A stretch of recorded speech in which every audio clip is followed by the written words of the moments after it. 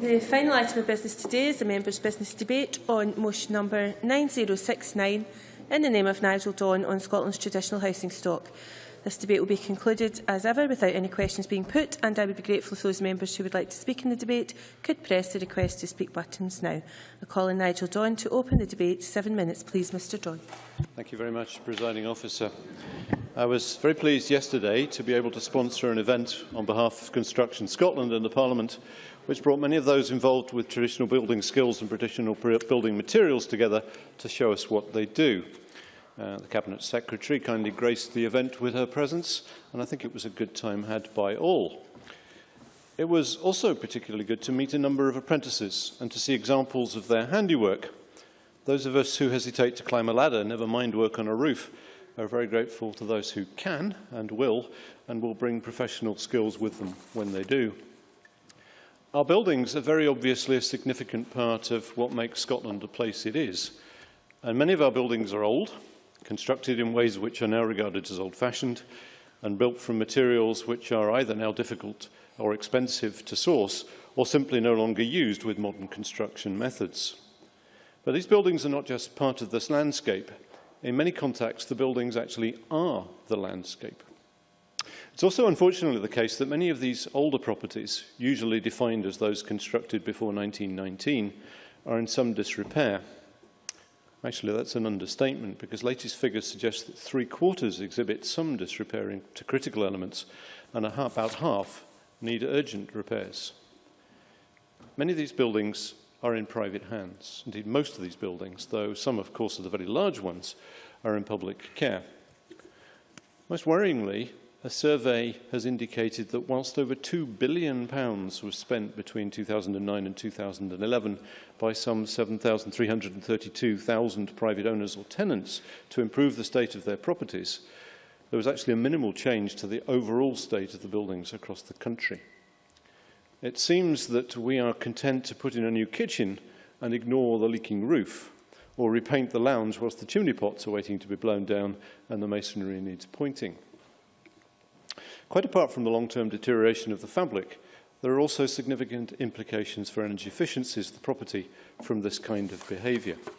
Homes that are not wind and watertight are not good places to live in general. Clearly, they're not good places to bring up children, and equally clearly, they're not good places for those with health problems. In short, warm, wind and watertight homes are a basic necessity for a healthy society. Energy efficiency, of course, also helps to reduce fuel poverty, often a problem in traditional housing, and of course it also reduces our carbon footprint. I suspect that my colleague Mike Mackenzie will be saying more about this a little bit later. Now, it's good to know that Historic Scotland are on the case. It's funding refurbishment projects across the country through its Conservation Areas Regeneration Scheme. It's awarded over £12 million, as far as I can see, between 2007 and 2013, and there's another 13 million or so available up to 2018. Historic Scotland has also produced highly respected free guides, and as yesterday's event demonstrated, it's clearly engaged with the building industry. It's also produced a very helpful analysis on the need for traditional skills, which is an exemplary document, I have to say, and further, it's produced a strategy for sustaining and developing traditional building skills, which of course is the government's main document and to which I'm sure the Cabinet Secretary will want to refer. Now, Scottish Government has funded an increasing number of modern apprenticeships to something around 25,000 per year at the moment, and something over 3,000 of these are in the construction and related fields. Now, with this number of modern apprenticeships, there's clearly plenty of scope for traditional building skills to be incorporated. Equally, I recently visited the Forth Valley College to see their new facilities and was even allowed to try my hand at masonry. Once again, a wee try was enough to remind me that it's those who've done some practice who've got the real skills, and it'd be best if I kept out of the way. I've also visited the engine shed nearby in Stirling and share the excitement that this will provide a centre for excellence in design. So Historic Scotland has also created a traditional building health check pilot scheme, which began in April 2013. This is a subsidised subscription scheme that provides independent inspections. Those inspections then provide the stimulus for repair and maintenance, and thereby increase the demand for traditional skills. I note the scheme has already raised approximately £2.9 million for projects. There is no doubt that the continuing imposition of VAT on building repairs is not helping. Essentially, a building needs to be converted into residential accommodation to attract a zero or lower rate of VAT. It is widely held within the industry that reducing VAT on repairs would provide a welcome stimulus to our economy and also work to address the backlog of necessary repairs. I note, and I have checked, that the Chancellor of the Exchequer has once again, even today in his budget, failed to take the opportunity to do this. And I have to say to the Cabinet Secretary that I hope at post-independence we'd look at this very quickly. Finally, Presiding Officer, I note that the building work has a high economic multiplier. This is estimated to be 2.84. That somehow seems just slightly too precise a number, but it's the one I've got, meaning that for every pound spent on such work, some £2.84 is generated within the wider economy. Now, the huge advantage of capital investment in general is that money spent not only delivers a tangible project of economic value, and we all know we simply haven't got the money to waste on projects which don't, but it also maintains construction skills and provides training opportunities. Given the large number of traditional buildings which we have and will need to maintain, then everything we can do to encourage owner-occupiers and landlords to get on with the job would be a good idea. There must be a building equivalent of a stitch in time saves 9. Presiding Officer, in summary, our traditional buildings are a national asset, but they do need to be looked after. The challenge is to get those responsible for the upkeep of these buildings to rise to that challenge. It seems to me the Scottish Government is doing all the right things and heading in the right direction. I look forward to other members' comments on what else we should be doing. Thank you. Many thanks. I call Alex Johnston to be followed by Mike Mackenzie. Excuse me, Deputy Presiding Officer, you surprised me. I welcome this debate and congratulate Nigel-Don on bringing it forward. In fact, as someone who was brought up in a 200-year-old farmhouse, I'm used to the cold and I'm well aware that the wind can sometimes blow between the stones. It is, however, something that we have to take very seriously in future if we are to bring our traditional housing stock up to the standard required to achieve energy efficiency standards in the longer term. Although the Scottish Housing Conditions Survey of 2012 throws up a rather alarming statistic of 92% of homes being built prior to 1919 having some disrepair, I think we should take into account that very minor faults can actually put them into that category and perhaps prioritise the 27% which are in serious disrepair. Maintaining property of this age can be a daunting and expensive duty, a situation made worse by the fact that many buildings are listed in some way, giving rise to confusion and uncertainty about what can and cannot be done. For that reason, I think it's essential that we understand the needs of the individuals who quite often live in these properties, are in fact able to fund the repairs necessary, but find themselves simply not knowing what they can and cannot do. There is another problem, and a problem which takes us into the area of employment and training, but it's a geographical one, and one that fits with something I've stated in this chamber many times before. Yes, we know from what we discovered last night that there is a need which is being satisfied to some extent to train young people to do the jobs, use the traditional skills necessary to maintain property. But across Scotland, there are also areas of extreme skill shortage. And in addition to training young men and women to do these traditional roles, we have to make sure that we can encourage individuals and support individuals to move around the country and take their skills with them. For that reason, I think it's extremely important that in addition to training, we consider how we make these skills available. The issue of VAT was one that's been raised in the opening speech and one which I'm keen to address. I do realise that house repairs and the upgrading of existing property is something which would be significantly facilitated if there was a reduction in the VAT charge on that work. Now, that's something I'm prepared to continue to lobby for, and will happily work with others in this chamber to ensure that we do get some movement in that in the longer term. Yes. Mike Mackenzie. I'm sure you're aware that one of the things that George Osborne did in his last budget, I think it was, but it was certainly recently, not today's budget, the one before, was to make it more difficult in terms of there was a dispensation in favour of older buildings whereby you could zero-rate approved alterations to listed buildings.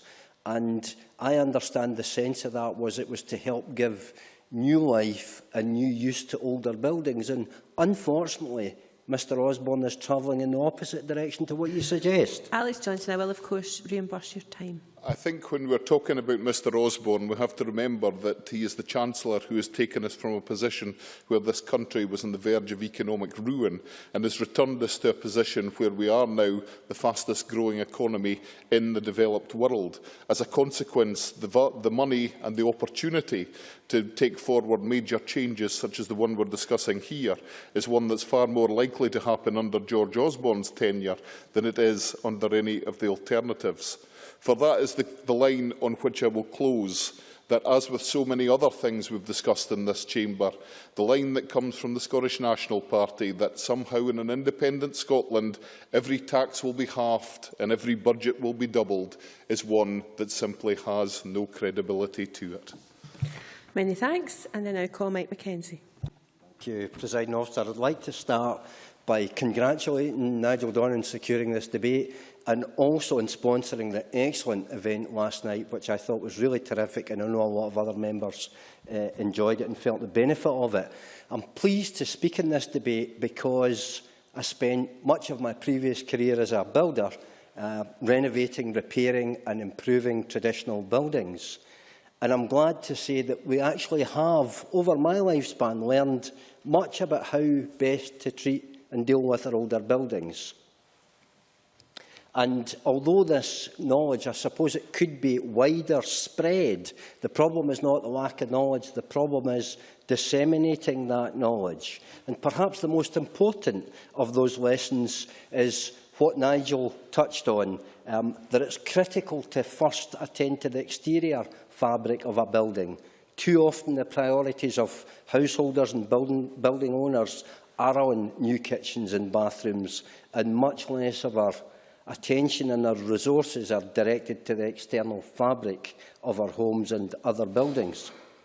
And the neglect of this important external fabric of our built environment, right across the built environment, including some of the more relatively modern buildings. It's not all about pre-1919 buildings. A lot of that's been neglected, and it's absolutely not helped by the UK government's long-term insistence on maintaining VAT on repairs and improvements at 20%. An ironclad case has been made for the reduction of VAT for building repairs, and fiscal modelling strongly suggests that this would give rise to an increase in both overall tax raised and employment.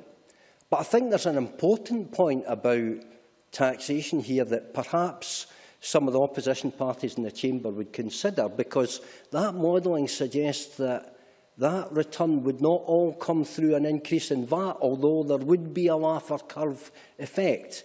But much of that taxation is recouped in employment and other taxation, and that's something I hope the opposition parties will bear in mind.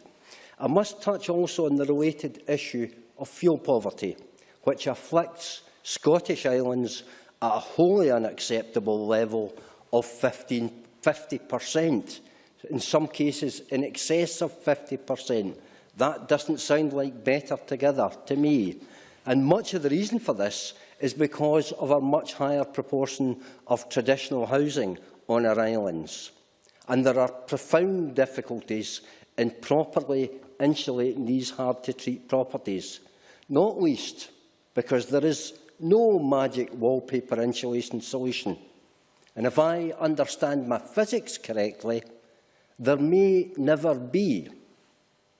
So to place this matter in context, a comparison, I think, with modern dwellings and the building standards that pertain to these is, I think, appropriate.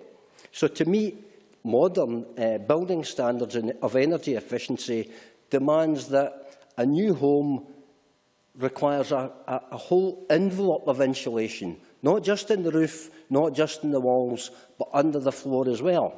And just to give you an idea of what that means in real terms, it requires an insulation thickness, if it's a loose quilt insulation, of about 8 inches, all around the house, or an equivalent of about 6 inches of one of the more modern rigid board insulations. We talk a lot about insulating cavity walls, and that's certainly a good thing to do. 2 inches of polystyrene beads is worth putting into the walls, but it doesn't compare. It doesn't come close to comparing with the insulation standards of a new home. So, and if we're going to properly deal with fuel poverty, we need to not just take buildings and their occupiers out of fuel poverty today, we need to think about introducing an element of future-proofing to that insulation. So if insulation is difficult, we're forced to look at other innovative measures, and this will entail a flexible approach from those who produce and administer building regulations, from planners, and most importantly, for those responsible for fiscal policy. We are currently replacing our housing stock at the rate of 0.5% per annum. At this rate, it will take 200 years to replace the whole stock. We therefore need our traditional buildings to remain in use, and to achieve this will require a government that recognises where market failures lie and provides appropriate fiscal corrections and a supportive policy framework.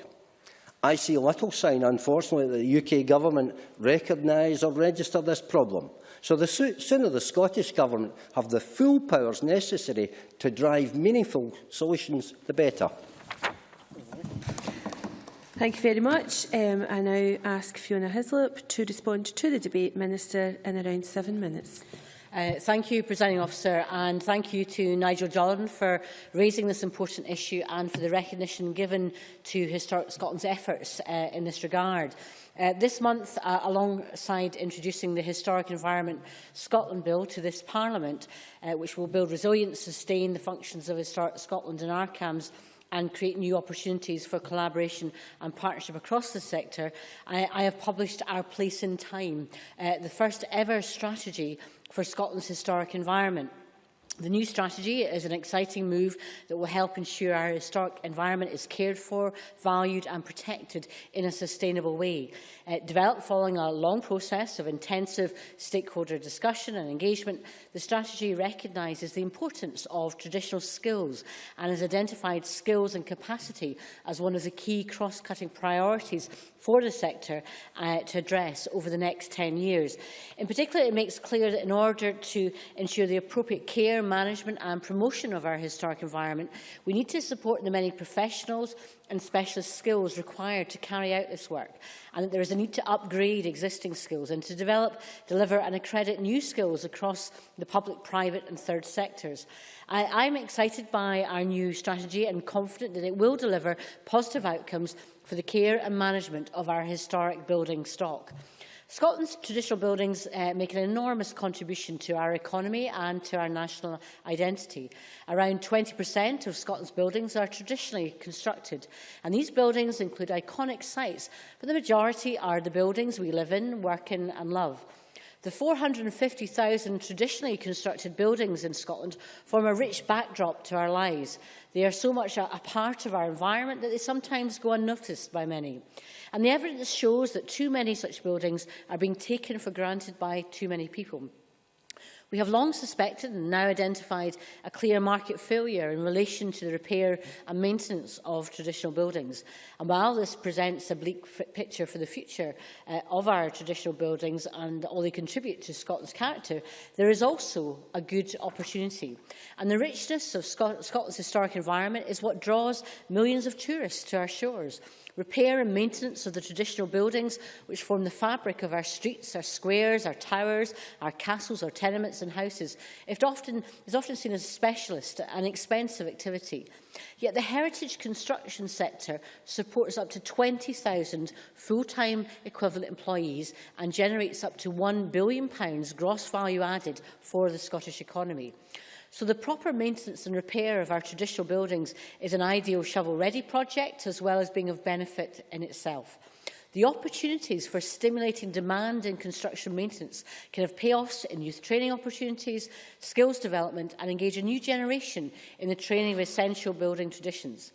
The Scottish Government and its agencies are doing all we can within our current powers to strengthen the economy, to create and bring jobs to Scotland, to stimulate growth and to create the most supportive environment for business in the UK. A measure which can create demand for routine and maintenance will also help to stimulate the economy and safeguard jobs. And securing the swiftest possible economic recovery is the key priority for this government.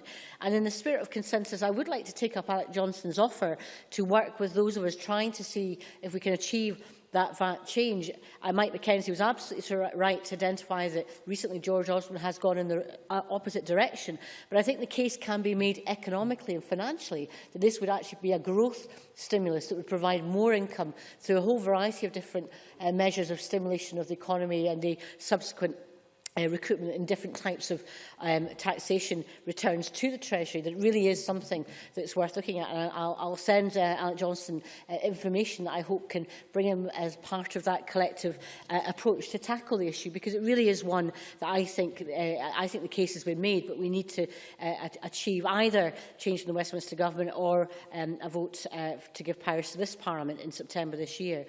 The Scottish Government's Sustainable Housing Strategy, which we published last year, sets our aim for warm, high-quality, affordable, low-carbon homes across Scotland's housing stock.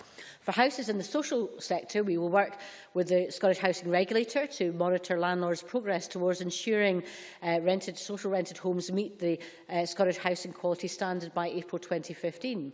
For houses in the private sector, we've introduced amendments to the powers of local authorities to address disrepair in private rented and owner-occupied homes, and are looking at how to set minimum energy efficiency standards in existing private sector housing. And we will encourage homeowners to work together to improve and maintain their properties. And as part of this, we'll be publishing proposals for a forum on the development of a cross-tenure housing standard. Sustainability, energy efficiency and carbon reduction principles shape our attitudes to the upkeep of traditional buildings. Historic Scotland is breaking new ground in developing approaches to insulating traditional buildings more effectively. However, there is a universal agreement there is little or no point in insulating a poorly maintained building. And most of the traditionally constructed buildings we're talking about have been in place for over 100 years. They are the buildings which have stood the test of time and popular approval, and I predict that most of them will be among those still here in 2050. Ensuring the sustainability of these buildings will be a key part of achieving our carbon goals for 2050. In November 2012, I held a summit meeting to agree a joined-up approach to stimulating demand for people with the appropriate skills to repair and maintain our historic environment. Since the summit, Historic Scotland has continued to work with many partners to deliver hands-on skills training, support a range of projects through grant funding and delivering education and outreach, recruiting an additional 30 apprentices, and it still remains the largest employer and trainer of stonemasons in Scotland. And the experience in other countries convinces me that we do not need to accept the inevitability of deteriorating building condition. The motion notes that Historic Scotland, in partnership with CITB Scotland, has developed a pilot project for a traditional buildings health check scheme for Scotland, and that was explained by Nigel-Don. The pilot in Stirling aims to promote proactive building repair and maintenance and stimulate demand for skilled tradespeople. It aims to establish a model for the rest of the country to follow, with inspections due to start this summer. The new Historic National Conservation Centre in Stirling will be at the forefront of this. It will create a hub that brings the construction and heritage sectors together to inform and enthuse people from all sectors of society about the importance of conservation, repair and maintenance. So we have a long-term commitment to tackle this. The key to success will be a coordinated approach. It is a long-term endeavour. There are no quick fixes. The evidence available suggests that homeowners that don't prioritise what is probably their biggest asset, but maintenance makes good sense in the longer term. We're presented with an evidence of complex set of interlocking circumstances, but if we do nothing, we're faced with an ever steeper downward spiral of decay. We need to stop the rot, quite literally, before it's too late. But complex does not mean impossible. There are opportunities for growing the existing market for repair and maintenance, for partners to work together. And I'm delighted to see that the Traditional Buildings Health Checks scheme is taking off this year. We're committed to this process, and I think actually Scotland, if it embraces the challenge of this but sees it as an opportunity, I think we'll see the benefit of this in many, many years to come. Thank you, Cabinet Secretary. That concludes Nigel-Don's debate on Scotland's traditional housing stock, and I now close this meeting of Parliament.